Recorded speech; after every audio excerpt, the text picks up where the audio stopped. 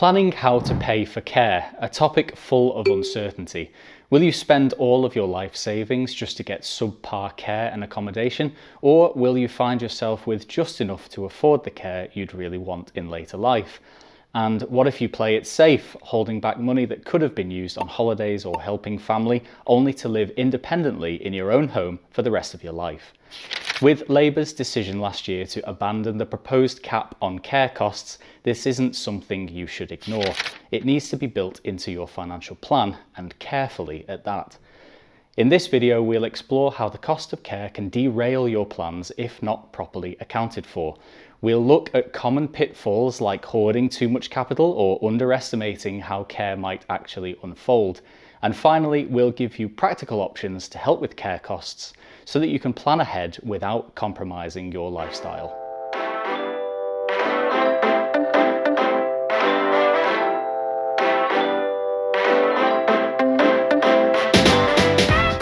Hello and welcome to Insightful Planning with Astute.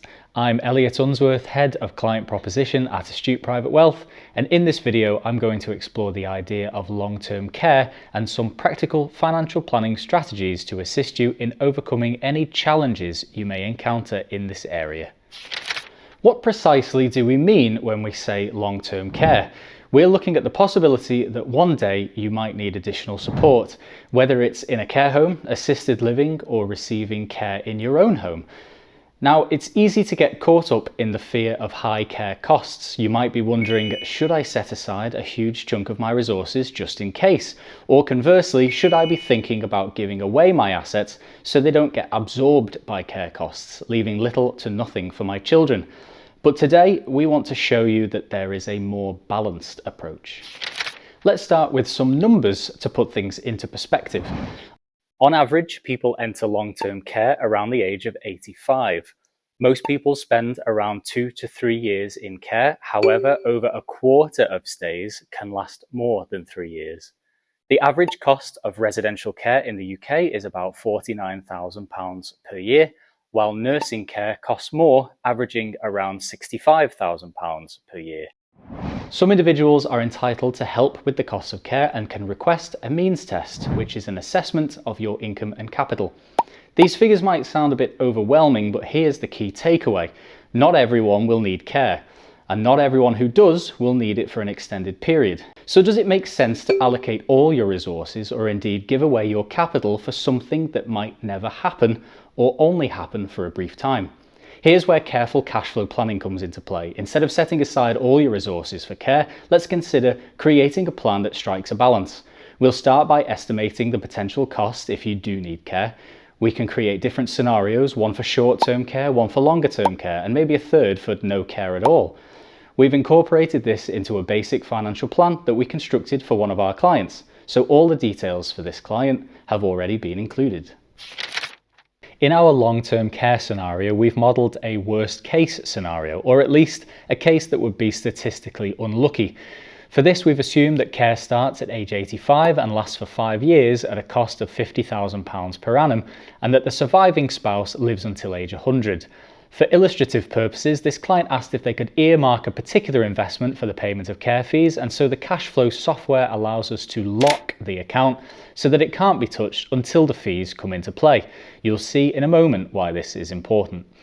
It's worth noting here that we added the cost of care onto the client's existing cost of living, as they were before age 85. Some may reason that going into care would mean a reduction in normal lifestyle costs such as holidays, motoring, sports, etc. However, I believe that although these particular costs would reduce, they could easily be replaced by new costs, for example, a cleaner for your home, a gardener, regular work needed to adapt your home to meet your new needs.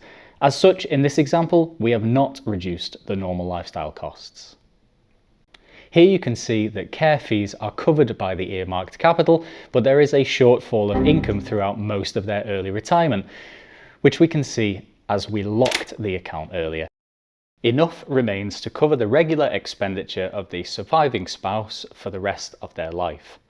What this means is that in addressing the potential need for care, the implication is that the client would need to sacrifice their lifestyle, perhaps only one holiday per year.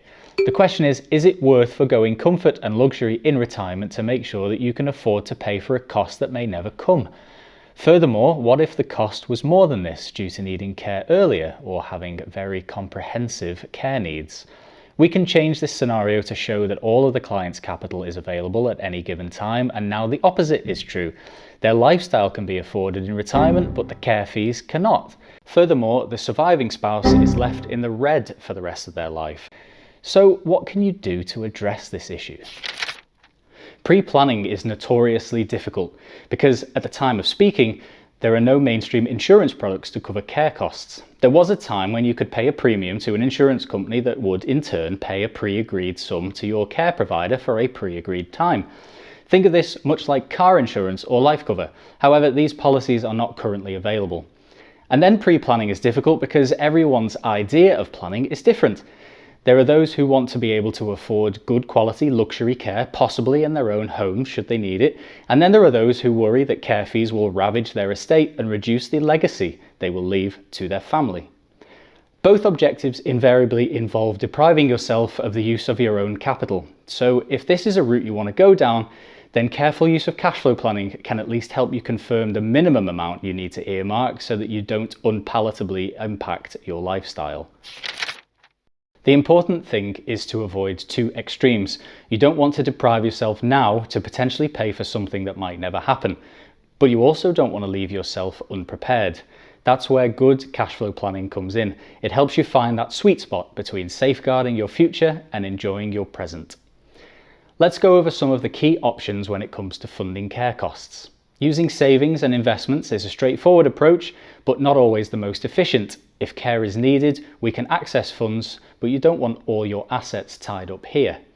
Equity release or downsizing are great ways to unlock funds if and when they're needed, particularly if you're asset rich but cash poor.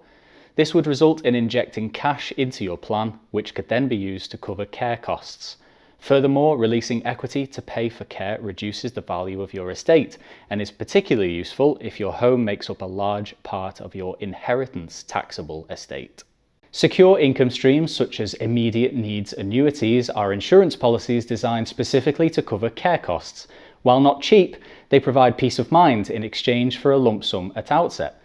This can be seen in the way the capital dips sharply in value in this cash flow. Regular income from pensions, for example, are often sufficient to cover care costs and can be drawn upon by a local authority. For some, family support is part of the plan, but it's crucial to discuss this openly and plan together to avoid future misunderstandings.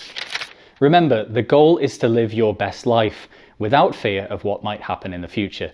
By discussing this with one of our financial planners authorised in this area and involving those closest to you as well, you will have the right planning in place, ensuring that if care is needed, you're covered. But more importantly, you ensure that you're not holding back from enjoying every moment of your retirement.